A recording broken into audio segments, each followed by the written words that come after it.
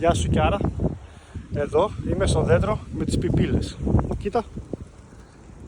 Όλα τα παιδάκια σαν και εσένα έρχονται εδώ και αφήνουν τις πιπίλες τους για να είναι ευχαριστημένες και να κάνουν παρέα όλες οι πιπίλες μαζί και να μην συναχωριούνται. Και αυτό εδώ το δέντρο είναι το πιπιλόδέντρο και είναι μια νεράκια μεγάλη και προστατεύει και φυλάει όλες τις πιπίλες. Τώρα επειδή είναι χειμώνας δεν έχει φύλλα, αλλά το καλοκαίρι και την άνοιξη θα είναι γεμάτο φύλλα και θα είναι πολύ πιο ωραίο. Κοίτα εδώ πόσες πιπίλες έχουν. Και εδώ. Και εδώ. Όλα τα παιδάκια βάζουν τις πιπίλες τους εδώ και είναι όλες οι πιπίλες μαζί και δεν στεναχωριούνται.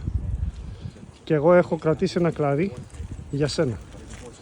Να, αυτό εδώ το κλαδί, εδώ, θα βάλουμε την πιπίλα της Κιάρας και θα είναι εκεί και θα κάνει παρέα με τις άλλες πιπίλες.